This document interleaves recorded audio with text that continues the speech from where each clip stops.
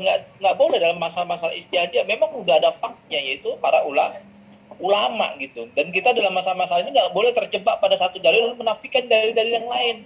Diklaimnya ada perkara ijma, tidak. Maka melazimi bahwa dia mengatakan tidak tahu gitu. Ini kan enggak.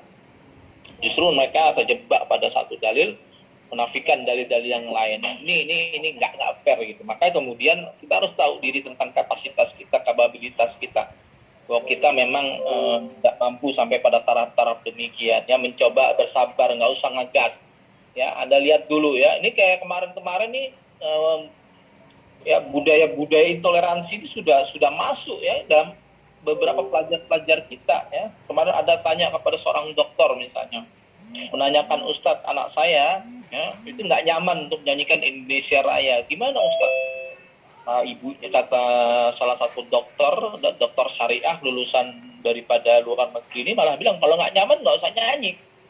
Gitu. Ini kan jawaban-jawaban yang multitafsir yang kemudian sangat bisa dibelokkan maknanya kepada perkara-perkara yang memang, jadi paham-paham intoleransi itu udah rasuki kepada keluarga ini gitu. Sampai menyanyikan lagu Indonesia Raya sudah menjadikan problem ya terhadap keimanan dia, padahal nggak bisa juga ya terbenturkan antara keimanan kita kepada Allah Subhanahu wa taala, keimanan kita kepada agama ini, keislaman kita itu tidak akan berbenturan ketika kita di saat yang sama mencintai negeri dan bangsa ini. Tapi ini sengaja dibentur-benturkan, seakan-akan kalau sudah punya rasa nasionalisme itu hilang sudah agamanya.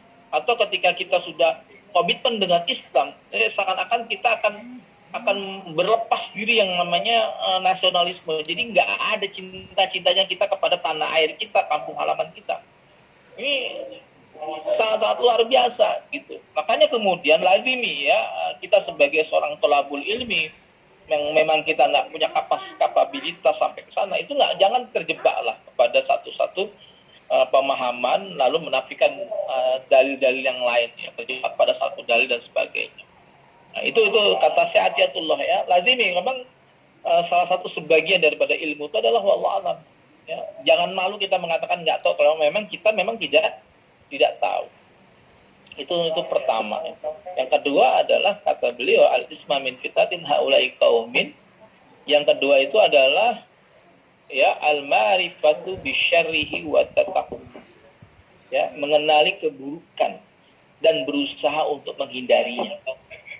Ya. Kenapa? Kita lihat ya bagaimana keluarga kita mengajak keluarganya, anak-anaknya masih 9 tahun untuk jadi pembunuh diri.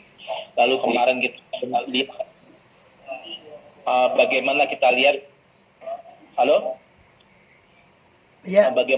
lihat bagaimana Lukman ya menyerang gereja katedral di Makassar kemarin bersama suami istri. Ya, itu kalau kita tanya ikhlas nggak mereka? Ikhlas banget gitu. Tetapi karena mereka ini nggak mengetahui keburukan ya di kelompok-kelompok ini, ya dia ya keikhlasan dia, ya ketulusan dia sehingga dia mau melakukan perbuatan-perbuatan sialan tersebut itu karena pemahaman dia nggak nyampe gitu. Ya, kurang mendapatkan pergaulan teman-teman yang baik bagaimana Islam ini dan sebagainya. Akhirnya mereka terjebak ya, kita lihat banyak sekali kemarin ada ini menyerang Mabes Polri dan sebagainya. Anak-anak muda produktif.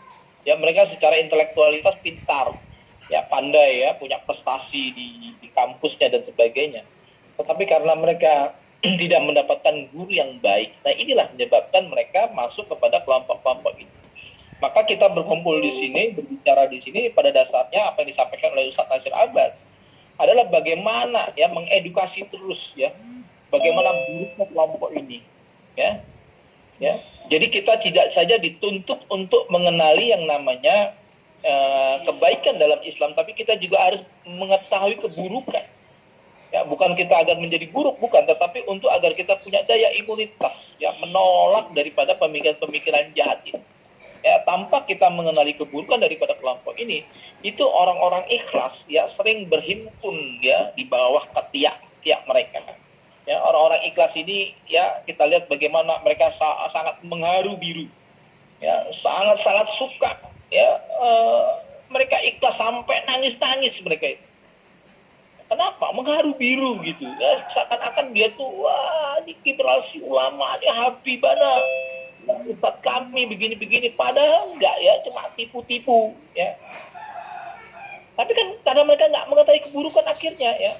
Masa mereka harus seperti Nasir Abbas dulu atau harus saya dulu yang harus patah-patah badannya digebukin dulu baru sadar ya. Kita nggak ingin ya teman-teman merasakan apa yang kita rasakan baru kita sadar, enggak.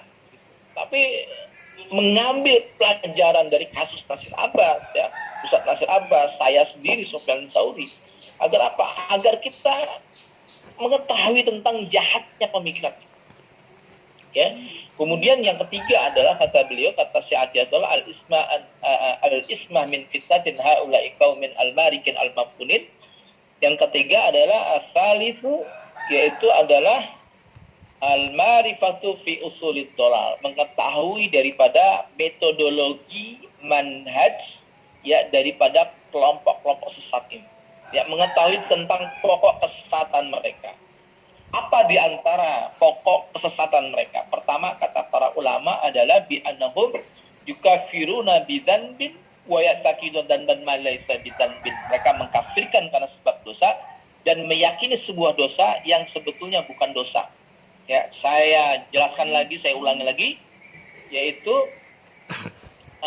bi annahum yukafiruna